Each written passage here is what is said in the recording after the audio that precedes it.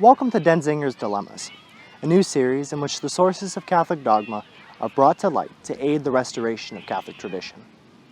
Well, it's that time of year again with students embarking on a new academic year. But with all the choices in education, it can seem overwhelming to parents. So that begs the question, what exactly is true education? What exactly should Catholic parents, indeed all parents, have as their understanding of education? Pope Pius XI, His Eminence, decided to tackle this educational crisis with his encyclical Divini Illius Magistri. There he lays out quite simply what the ideal education, Christian education, aims for.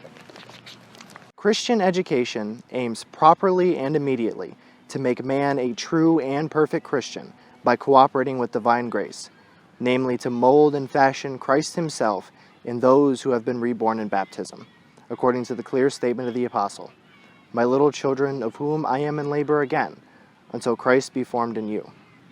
For the true Christian must live a supernatural life in Christ, Christ our life, and manifest the same in all his actions, that the life of Jesus may be made manifest in our mortal flesh.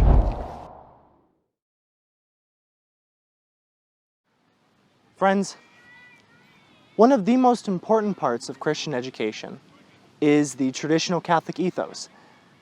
Ethos, that entirety of Catholic ecclesiastical and cultural tradition. It is there we find the pathway to Christian perfection, the end of a proper Catholic education. So we sat down with the academic dean of the Lyceum, Mr. Mark Langley, for his words of wisdom as a Catholic classical educator. I think Pius XI has particularly in mind the idea that, when he says that the end of education is to produce the Christian that is disposed to the vision of God, which is ultimately what he's saying. I think it goes with that, and maybe he says this explicitly somewhere, that clearly the ultimate act that any human being can perform is the fitting and proper worship of God.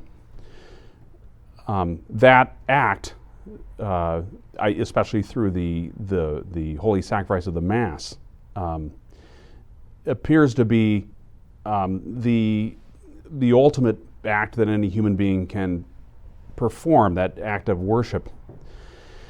And so if we think about education as ultimately ordered to developing human beings that can perform that action, that consummate human action, the fitting worship of God, then we can see that Catholic culture is absolutely pivotal to education. It's so clear to me that if the end of man is really finally worship, and I'm thinking especially at say Mass, to participate in the Mass, and to which even in the canon somewhere it says it should be reasonable and fitting and Dignum et iustum est. So to have a human being, to be able to form a human being that is able to engage in that action, is in my mind the end of education. In some way, this might seem kind of ridiculous when you first hear it, but when someone is sitting in a math class in geometry, or someone sitting in a science class, and I mean studying something like the insect world through the lens of Jean-Henri Fabre, the French entomologist who is a wonderful Catholic. Those scientists and those math something like Euclidean geometry are very tied to developing the human soul in such a way that it's able to become more rational and ultimately to engage in a rational act of worship. It's kind of, it seems like a pretty distant connection. What does studying Euclidean geometry have to do with going to Mass? In my view, it has everything has everything to do with going to Mass.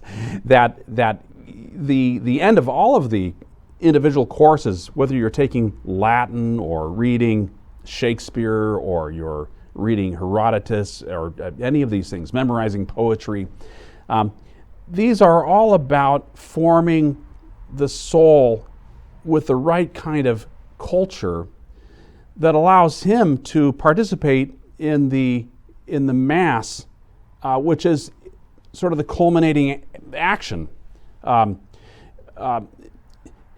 This is a hard concept for me to communicate, but in other words, I see everything as being dispositive. The Greeks had a word, it's called propedeutic, that everything that the educator does is propedeutic, it's dispositive. It disposes the student for the act of worship.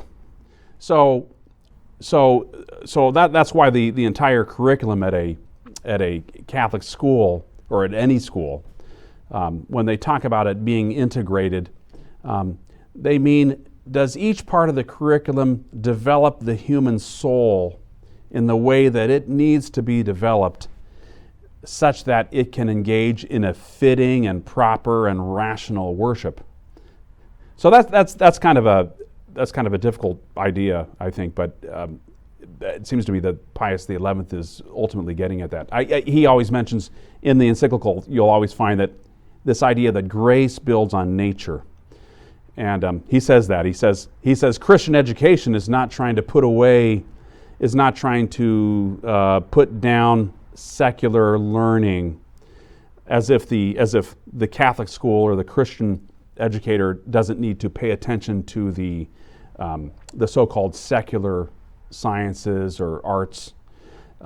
He says he says those have everything to do developing all of the things all of the knowledge that we have from nature. That's all something which grace can build upon and assume or perfect. In this regard, I'm reminded of Tertullian's famous question: "What does Athens have to do with Jerusalem?" But he's trying to get at that idea. What does the world of natural knowledge that Aristotle or even Boethius talks about when he talks about mathematics, physics, and metaphysics, just in a natural, those are the sciences. What do those have to do with theology? What does Athens have to do with Jerusalem? And St. Thomas Aquinas and the Catholic Church and Pius XI, who keeps calling Aquinas the angelic doctor, they say that all of those things have everything to do with developing the soul, the reason, the will, the imagination, the intellect, the emotions, disposing them all for the worship of God. So Catholic culture and education are intertwined inseparably. With that, I say support your local traditional Latin Mass. Where the sun never sets, he only rises. There's no dilemma in that.